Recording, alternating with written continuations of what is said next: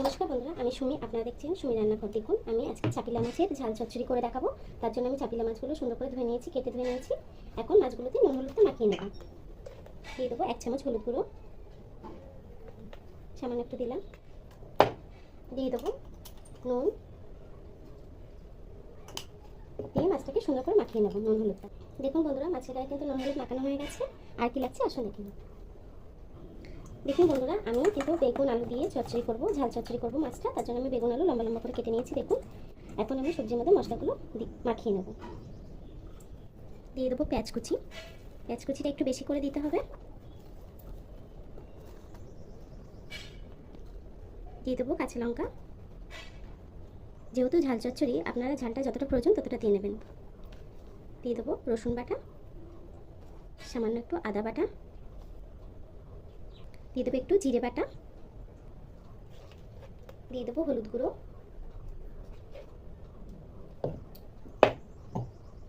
দিয়ে দেবো স্বাদ মতো নুন,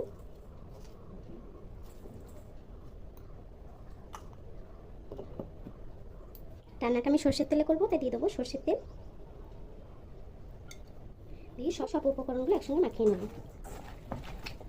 ভালো করে সবজির সাথে মাখিয়ে নেব। চচ্চড়ি কিন্তু এইভাবে রান্না করলে অনেক টেস্টি হয়, খেতেও খুব ভালো লাগে। মশলাটাকে সুন্দর করে সবজির মধ্যে মাখিয়ে নেব।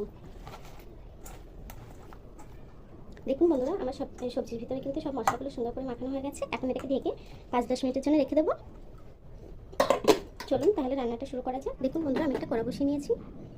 দেখুন বন্ধুরা, কড়াটা কিন্তু গরম হয়ে গেছে। আমি তেল দিয়ে দেবো। দেখুন বন্ধুরা, তেলটা কিন্তু গরম হয়ে গেছে। এখন মাছগুলো ভেজে নেব।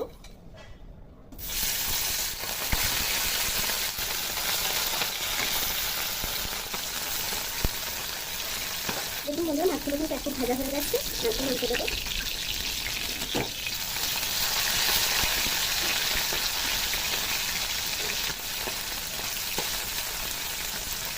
দেখুন বন্ধুরা, মাছগুলো কিন্তু ভাজা হয়ে গেছে। এখন তুলে নেব।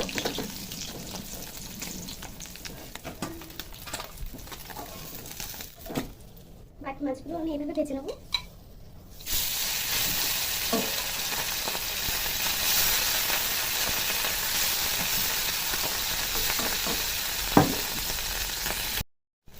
দেখুন বন্ধুরা, মাছগুলো ভাজা হয়ে গেছে, তুলে নেব। দেখুন বন্ধুরা, আমার মাছ ভাজা হয়ে গেছে। ওই তেলেই সামান্য আরও একটু সর্ষের তেল দিয়ে দেবো।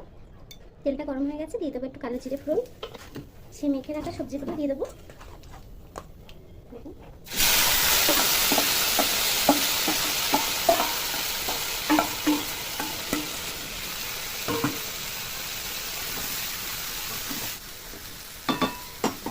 যে বাটিটার মধ্যে আমি সবজি মেখে রেখেছিলাম, সেই বাটিটা দিয়ে সামান্য একটু জল দিয়ে দেবো।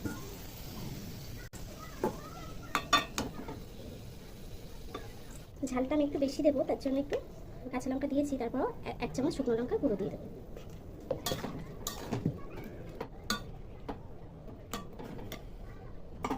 এখন তরকারিটাকে একটু ঢেকে দেবো। দেখুন বন্ধুরা, ঝোলটা কিন্তু অনেকটা টেনে এসছে। এখন ভেজে রাখা মাছগুলো দিয়ে দেবো।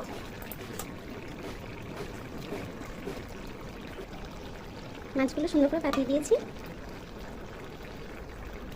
ঝোলটা আরও একটু টেনে আসবে, তারপরে নামিয়ে নেব। আরও কিছুক্ষণ রান্না করবো, 1-2 মিনিট, তারপরে নামিয়ে নেব।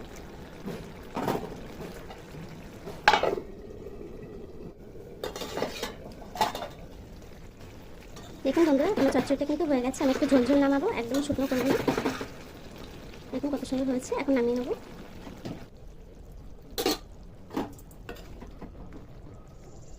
দেখুন কত সুন্দর হয়েছে। দেখুন বন্ধুরা, আমার তরকারিটা কিন্তু হয়ে গেছে। চাপিলা মাছের ঝাল চচ্চড়ি দেখুন কত সুন্দর হয়েছে। গন্ধটাও কিন্তু দুর্দান্ত হয়েছে।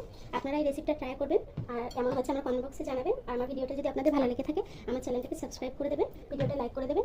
এতক্ষণ ধরে আমার ভিডিওটা দেখার জন্য আপনাদেরকে অসংখ্য ধন্যবাদ।